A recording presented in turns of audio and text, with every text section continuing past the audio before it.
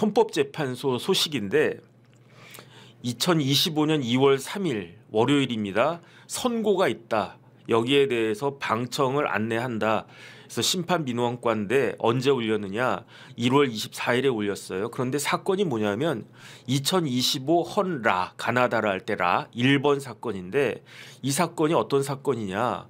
국회와 대통령 간의 권한쟁의와 관련된 사건이다. 이 사건 방청하고 싶은 사람은 신청해라.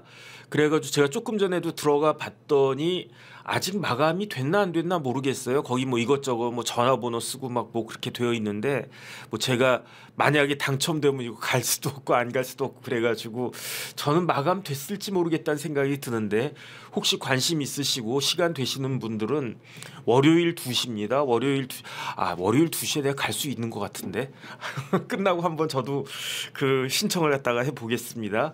그 혹시 이제 그 방청권이 나오면은 그러면은 이제 저거 가서 볼 수 있는데 저게 어떤 사건이냐? 한마디로 말하면 마은혁 헌법재판관 후보자를 왜 임명 안 하느냐? 국회에서 민주당에서 정계선과 마은혁을 그 추천을 했고 그 다음에 그 국민의힘에서 조한창을 그 선출을 갖다가 했고 그래서 국회에서 3명을 선출을 했는데 왜 최상목 그 대통령 권한대행 부총리는 왜 마은혁을 임명하지 않느냐 그 이야기거든요. 그 이야기인데 그걸 조금만 다시 한번 보겠습니다. 그 다음 페이지 좀 띄워봐 주세요. 그래서 이게 2025 헌라 1번 사건인데 이 사건이 언제 접수가 됐습니까? 언제 접수가 됐냐면은 1월 3일 날 접수가 됐어요. 사건 정보라고 나오죠. 사건 정보 바로 밑에 줄에 접수 일자가 나오는데 어떻게 돼 있습니까? 2025년 1월 3일.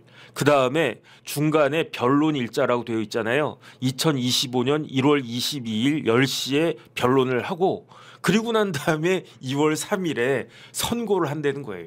야, 대한민국 헌법재판소가 일을 이렇게 빨리 하네. 그러니까 1월 3일에 그 접수가 됐는데 딱 한 달 만에 2월 3일에 선고한다니까 딱 한 달 만에 선고하겠다는 거예요. 중간에 재판을 몇 번 했느냐 이게 그 변론인데 그냥 재판이라고 치고 재판이랑 똑같은 거니까 재판 몇 번 했느냐 딱 한 번 하고 한 달 만에 판결 선고를 갖다가 하겠대. 결정 선고를 하겠대. 야, 대한민국 그 사법부가 헌법재판소 포함해가지고 이렇게 일을 빨리 하나? 저는 놀랄 노짜입니다. 그 누굽니까? 그 누구야? 그 이진숙 그 방통위원장 얼마 걸렸습니까? 174일 걸렸어요. 그 다음에 지금 아예 그것 좀 제가 왔다 갔다 했던 거 있잖아요. 그 사진 잠깐만 좀 띄워봐 주세요. 지금 다른 사건들은 어떻게 하고 있는가 한번 보겠습니다. 다른 사건들은 그 오늘 이제 그 뭐야 신문에서 그 사진 정리를 갖다가 쭉 했던데 그 잠깐 띄워봐 주세요. 그거 아까 막 왔다 갔다 이렇게 순서 막 그렇게 했던 거. 그 사람 많은 거. 네. 저거 보세요. 그 뭐 저 위에 있는 재판관님들 얼굴은 뭐 그냥 됐고 좀 위로 올려주세요. 밑에 있는 것들이 더 중요하니까. 보세요. 저기 뭐 손준성은 볼 것도 없고 제가 저걸 갖다가 지금 헌법재판소에 그 계류 중인 사건이 여러 개가 있는데 그중에 제일 중요하다고 볼 수 있는 게 탄핵 아니겠습니까? 누가 제일 먼저 탄핵에 걸렸을까요? 제가 딱 보니까 손준성 빼고 뭐 손준성이야 뭐 하도 뭐 그랬으니까 제일 먼저 걸린 사람이 누구냐? 이창훈 조상원 최재훈 검사 언제입니까? 접수일자 12월 5일. 똑같은 날 또 걸린 사람 있어요. 누굽니까? 최재해 감사원장. 무지무지하게 중요한 자리입니다. 12월 5일 날 접수가 됐는데 어떻게 됐느냐? 준비 기일만 했을 뿐이고 아직 첫 변론도 안 했대. 12월 5일 날 접수가 됐는데 그 다음에 두 번째로 그 빨리 그 탄핵된 사람이 누구냐? 박성재 법무부 장관, 조지호 경찰청장 언제 됐습니까? 12월 12일에 접수가 됐는데 배당만 되고 아무것도 진행이 되는 게 없어요. 그 다음에 그 다음 접수가 된 사람이 누구냐? 윤석열 대통령. 윤석열 대통령 언제 접수됐습니까? 12월 14일. 이때 이 양반은 빨리빨리 하고 있어. 윤 대통령은 준비 기일 2번 했고요. 변론 기일 4번 했고요. 2월 4일, 6일, 11일, 13일 변론 기일을 계속할 건데, 그런데 2월 4일까지는 오후에 했다가 6일, 11일, 13일은 하루 왼종일 한대요. 왼종일. 그리고 난 다음에 한덕수 총리는 언제 그 접수됐습니까? 12월 27일인데 준비 기일 한 번만 진행이 됐고 2월 5일 날 준비 기일을 또 한 번 하겠다. 이렇게 진행하고 있는 겁니다. 그런데 마은혁 재판관 관련한 그 권한쟁의 심판은 어떻게 한다? 저 사건들이요. 다 마은혁 재판관 관련된 권한쟁의 심판보다 다 먼저 접수가 된 거예요. 그 먼저 접수가 됐는데 왜냐? 작년에 됐으니까. 그런데 권한쟁의 심판 언제 됐습니까? 1월 3일. 1월 3일에 됐는데 야, 재판 한번 딱 하고 그리고 나서 선고를 갖다가 쫙 하고 낸대. 야, 그러면 제가 봤으면 한덕수 총리 건 뭐 더 어렵습니까? 제가 봤을 때 훨씬 쉬운데 한덕수, 박성재, 조지호, 이창수, 조상훈, 최재훈, 최재희까지 훨씬 더 쉬운 사건인데 저 사건들은 왜 진행을 갖다가 안 하면서 권한쟁의 사건 제가 봤을 때 쉽지 않을 수 있는 사건이거든요. 그런데 왜 권한쟁의는 빨리 하려고 하는가?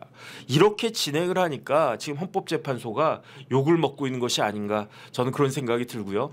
그 다음에 도대체 그 헌법재판소에 지금 계류가 되어 있고 2월 3일에 선고가 예정이 되어 있는 이 권한쟁의 심판은 어떤 내용인가 그거 한번 보겠습니다. 그래서 그 다음 페이지 좀 띄워봐 주세요. 사건 개요. 제가 보겠습니다. 청구인 국회는 그 3명을 2024년 12월 26일 국회에서 3명을 선출했다는 거예요. 마은혁, 정계선, 조한창을. 그런데 그 청구인은 이게 대통령입니다. 그 최상목 권한대행입니다.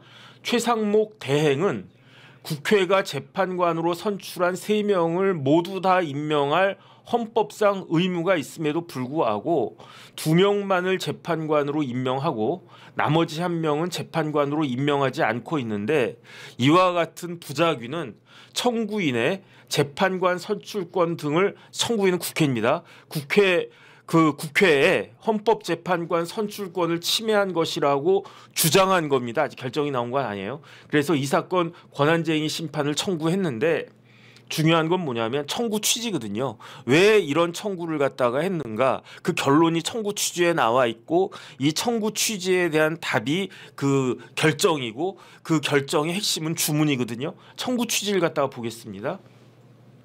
청구인이 2024년 12월 26일 본회의에서 헌법재판관으로 선출한 마은혁을 피청구인이 최상목이 임명하지 아니한 행위는 청구인 국회에 헌법재판소 재판관 선출권 및 헌법재판소 구성권을 침해한 것이다.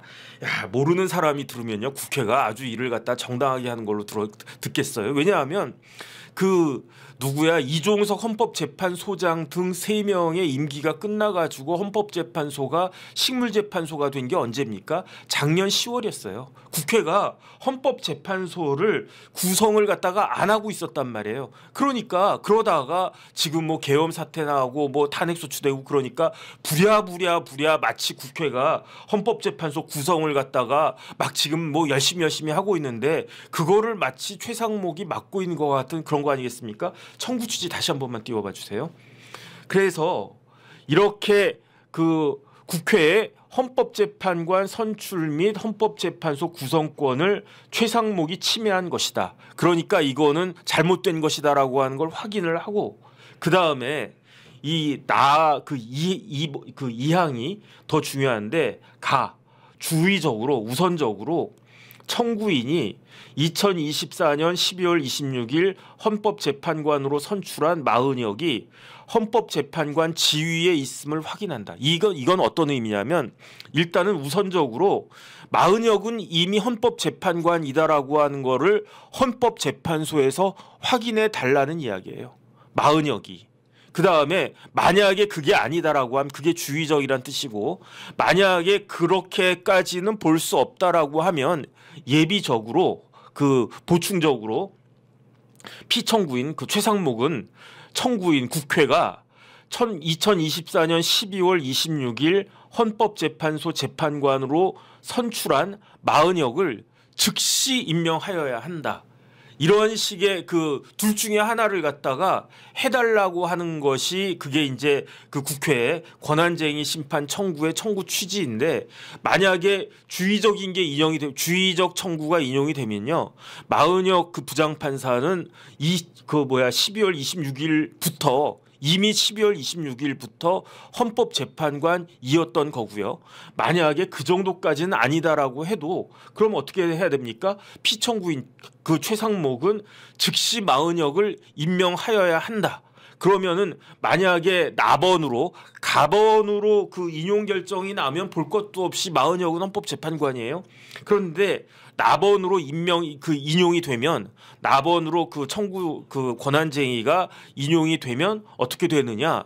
최상목은 반드시 마은혁을 즉시 임명하여야 하는데 두 가지가 문제가 됩니다. 첫 번째, 임명 안 하면 어떻게 됩니까? 임명 안 하면 마은혁은 헌법재판관입니까? 아니란 이야기예요. 그러니까 헌법재판소에서 가번으로 인용하면은 문제가 뭐 없겠는데, 나번으로 인용을 하면 최상목 대행이 그래도 나는 마은혁을 갖다가 임명하기 싫어, 이렇게 되면 어떻게 되겠는가? 그러면 제가 봤을 때 이거를 빌미로 삼아 가지고 민주당이 최상목을 또 뭐 할 것이다? 탄핵할 것이다. 전 그 생각이 들고요. 두 번째, 최상목이 이야기하는 거예요. 저 하나 임명을 해야 되겠어. 뭐 헌법재판소가 그렇게 이야기하는데, 그런데 즉시가 언제냐? 즉시가 1시간 이내가 즉시입니까? 1분 이내가 즉시입니까? 하루 이내가 즉시입니까? 일주일 이내가 즉시입니까? 아니면은 한 달 이내 해도 즉시라고 볼 수 있는 겁니까? 그건 뭐 아무것도 아닌 거지. 그래가지고 제가 최상목이라고 하면요, 그래 임명하겠습니다. 임명하겠는데 즉시 임명을 하겠는데, 내 생각에는 즉시가 한 3개월 정도 후에 해도 즉시가 되지 않을까? 나는 뭐 그 정도로 생각을 갖다가 합니다. 내가 생각하기에 적절한 때에 즉시 임명하겠습니다. 이런 식으로 약을 올리면 뭐 이렇게 한 뭐 하루 이틀 정도는 기다리다가 즉시 임명하지 않았다라고 해서 최상목을 또 그 탄핵하지 않을까, 민주당에서. 저는 그런 생각이 드는데, 물론 헌법재판소에서 기각하면 뭐 깔끔한 거지. 기각하면은 이제 그 대통령 권한 대행에 재량이 있는 것이다, 이렇게 볼 수 있을 것 같고요. 그렇기 때문에 여기서 조금만 더 자세히 보면은 국회에서는 어떤 논거로 권한쟁의를 청구했는가, 그 다음 페이지 좀 띄워봐 주세요. 청구인 측 국회 주장 요지를 갖다가 보면 왼쪽만 보겠습니다. 국회가 재판관으로 선출한 사람에 대한 대통령의 임명권은 형식적인 것이다. 이게 형식적인가요? 형식적인 것인가요? 그건 전 잘 모르겠어요. 대통령은 국회가 재판관으로 선출한 사람의 재판관 임명을 거부할 수가 없다. 이게 첫 번째 주장이고, 두 번째는 국회의장과 국회 교섭단체 대표위원들은 11월 18일, 이때가 언제입니까? 계엄선포 전이었어요. 그러니까 대통령 탄핵되기 전이었어요. 그때 어떻게 그 합의를 갖다가 했느냐? 민주당이 2명, 국민의힘이 1명을 재판관 후보자로 추천하는 것으로 합의했대. 이게 어떻게 보면은 제일 아픈 대목일 수도 있어요. 국민의힘 쪽에서는 어쨌든 그런 합의가 있었으니까 왜 합의 안 지키느냐, 이렇게 이야기하는 거고. 그 다음 페이지 좀 띄워봐 주세요. 그 맨 마지막 동그라미 세 번째 거, 그걸 갖다가 보겠습니다.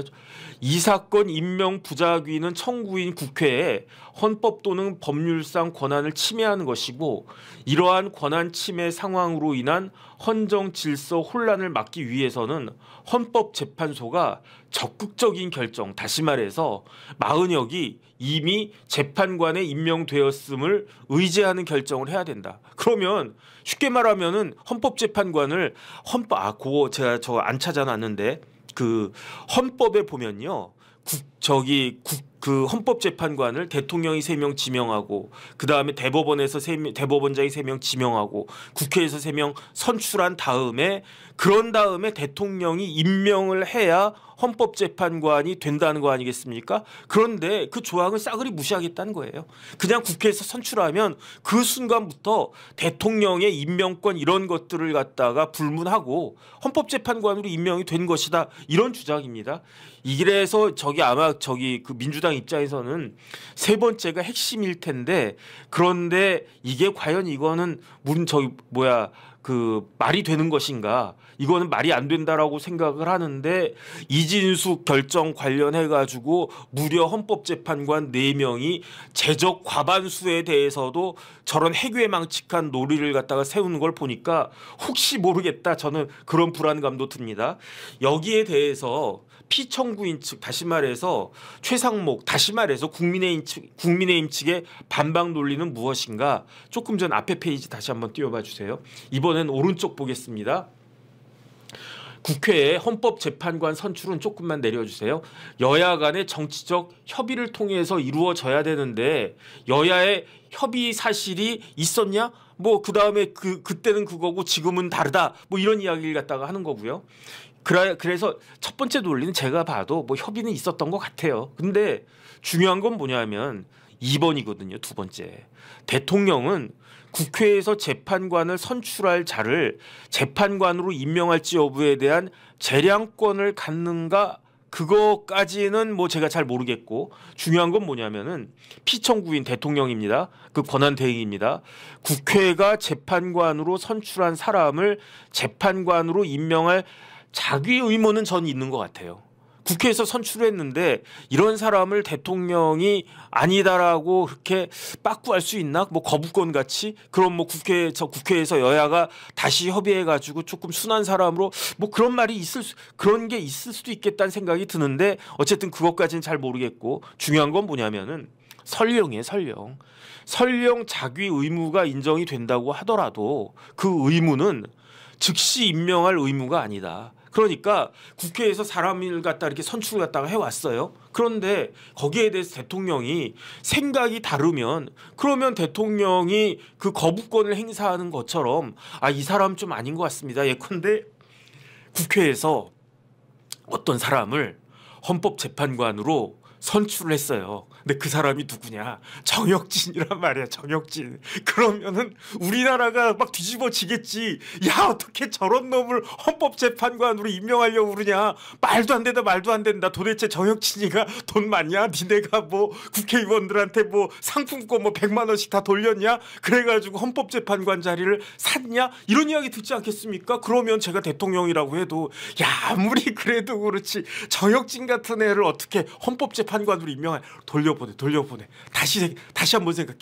이거는 실질적으로 대통령의 법률안에 대한 거부권하고 똑같은 거야. 다른 놈으로 갖다 좀 해야지. 좀 제대로 된 사람을 갖다가 해야지. 이게 뭐냐 이게. 차라리 마흔역을 갖다가 해야. 그러지 않겠습니까? 이런 정도는 대통령한테 권한이 있는 거 아니겠습니까? 국회가 선출해도 대통령이 최종적으로 임명을 해야 헌법재판관이 되는 거니까 그 정도는 대통령한테 재량권이 있다라고 보여지는 거 아닌가? 그러니까 즉시 임명할 의무가 있는 건 아니에요. 그 다음에 다시 한 번만 띄워봐 주세요. 그 다음 페이지. 그 다음 페이지. 네. 즉시 임명할 의무는 그렇죠. 그 다음에 헌법재판소가 맨 마지막 줄 보겠습니다. 맨 마지막 동그라미 권한쟁의 심판에서 권한의 존부 및 범위에 관한 판단을 하면서 피청구인에게 어떤 직접적인 자기의 의무를 부과할 수는 없다. 그러니까 적극적 이행명령을 구하는 심판 청구는 부적법하다. 이거는 만약에 최상목의 행위가 위헌적인 행위라고 하더라도 최상목은 지금 위헌적인 행위를 하고 있습니다라고 확인을 헌법재판소에서 할 수 있을 뿐이지 지금 민주당에서 주장하는 것처럼 헌법재판소는 적극적으로 어떻게 해야 된다? 마흔역을 즉시 임명해야 된다. 또는 이미 마흔역은 그 이미 헌법재판관이다. 이런 식의 그 결정을 헌법재판소가 내릴 수는 없다라는 게 저기 대통령 측의 권한대행 측의 주장인데 제가 봤을 때는요. 저 말이 맞아요. 제가 봤을 때는 법리적으로는 저 말이 맞는 겁니다.